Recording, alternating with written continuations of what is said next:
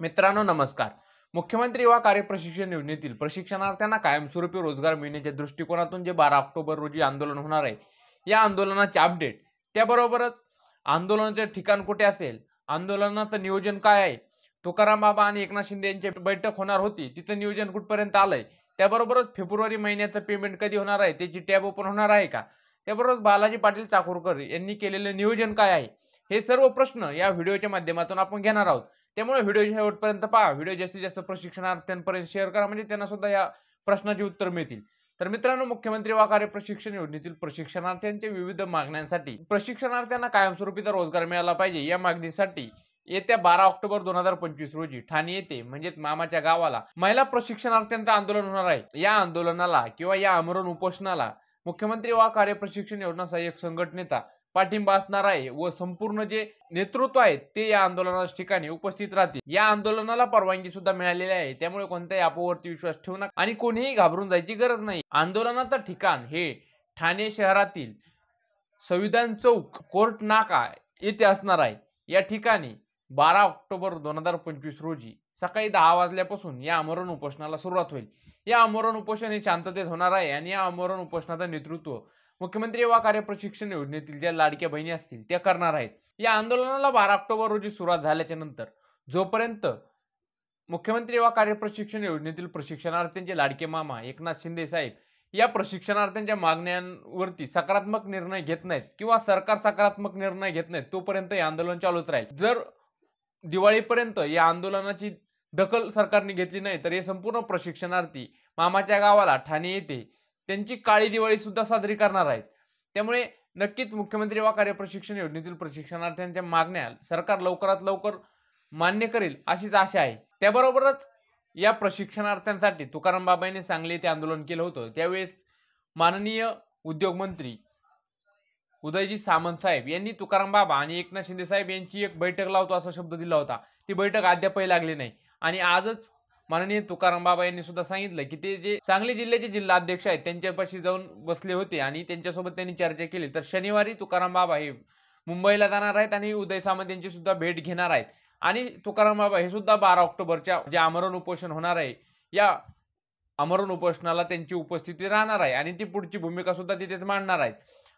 पण अद्याप तुकाराम बाबा आणि एकनाथ शिंदे यांच्या भेटीची कोणती वेळ भेटलेली नाही, पण शनिवारी एकनाथ शिंदे आणि उदय सामंत यांची पुन्हा एकदा भेट होणार आहे। त्याबरोबरच प्रशिक्षणार्थ्यांचं जे फेब्रुवारी महिन्याच्या अगोदरचे जे पेमेंट रखडले होते त्याची टॅब जो बंद करण्यात आला होता, तो टॅब सुरू करण्यासाठी माननीय बालाजी पाटील चाकूरकर साहेब यांनी मुंबई येथील कौशल्य आणि उद्योजकता आयुक्त कार्यालयाचे आयुक्त श्रीमान माळी साहेब यांना पत्र लिहून ते टॅब ओपन करण्याची मागणी केली आहे आणि लवकरात लवकर त्यांच्या या मागणीला यश मिळणार आहे आणि फेब्रुवारी महिन्याची सुद्धा पगाराची जी टॅब बंद झाली होती ती टॅब लवकरात लवकर सुरू होईल। त्यामुळे संपूर्ण प्रशिक्षणार्थ्यांना विनंती आहे की त्यांनी आपापले डॉक्युमेंट अपलोड व्हेरिफिकेशन सगळं करून ठेवा आणि फेब्रुवारी महिन्याचं मस्टर तयार करून ठेवा आणि लवकरच ती टॅब ओपन होणार आहे आणि अपलोड करायचं, लगेच तुम्हाला तुमचं पेमेंट मिळून जाईल।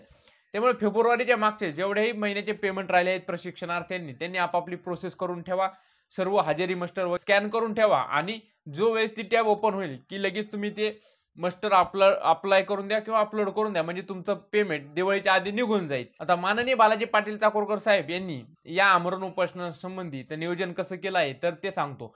माननीय बालाजी पाटील चाकूरकर साहेब यांनी आज ठाणे येथील संविधान चौकातील जो कोर्ट नाका परिसर आहे जिथे आमरण उपोषणाची 12 ऑक्टोबर रोजीची सुरुवात होणार आहे त्याची पाहणी केली। तेथे स्टेज कसं लावायचं त्या संबंधीची सर्व त्यांनी पाहणी त्या ठिकाणी जाऊन केली आणि या आमरण उपोषणाला किंवा या आंदोलनाला संपूर्ण मुख्यमंत्री युवा कार्य प्रशिक्षण योजना सहाय्यक संघटनेचे संपूर्ण जे पदाधिकारी असतील, संपूर्ण जे नेतृत्व असतील, सर्वांचा पाठिंबा आहे। त्यामुळे असं कोणीही समजायचं नाही की हे येतील हे येणार नाहीत, संपूर्ण नेतृत्व तिथे हजर राहणार आहेत। मग ते तुकाराम बाबा असतील, बालाजी पाटील चाकूरकर साहेब असतील, अनुप चव्हाण सर असतील, हरभाऊ राठोड साहेब असतील किंवा साबळे साहेब असतील, इतर संपूर्ण मुख्यमंत्री युवा कार्य प्रशिक्षण योजनेतील जिल्हाध्यक्ष, उपाध्यक्ष, तालुकाध्यक्ष, तालुकोपाध्यक्ष संपूर्ण प्रशिक्षणार्थी तिथे उपस्थित राहणार आहेत। त्यामुळे जास्तीत जास्त प्रशिक्षणार्थ्यांनी तिथे उपस्थित राहायचे। आजच माननीय बालाजी पाटील चाकूरकर साहेब यांनी ठाणे येथे पत्रकार परिषद घेतली। त्यांनी या पत्रकार परिषदेत त्यांची संपूर्ण भूमिका ही स्पष्ट मांडलेली आहे की जर आम्ही 12 तारखेला उपोषणाला बसणार आहे आणि 12 तारखेच्या नंतर सरकारने जर 10-12 दिवस जरी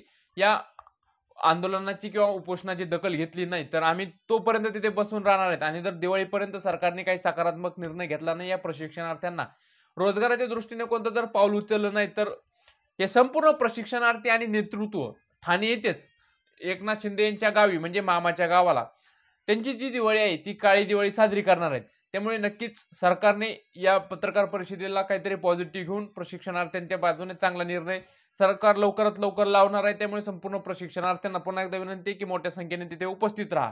तर मित्रांनो ह्याच अपडेट ह्या व्हिडिओमध्ये द्यायच्या होत्या त्या प्रशिक्षणार्थ्यांना जे प्रशिक्षणार्थ्यांच्या मनातील प्रश्न असतील ते या व्हिडिओमध्ये मी तुम्हाला सांगितलेले आहे. त्या प्रश्नाचं उत्तर सुद्धा दिलेलं आहे. त्यामुळे हा व्हिडिओ जास्तीत जास्त प्रशिक्षणार्थ्यांपर्यंत शेअर करा.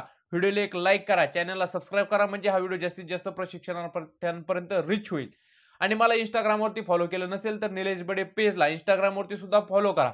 भेटू नवीन अपडेट्ससह नवीन व्हिडिओमध्ये. तोपर्यंत धन्यवाद.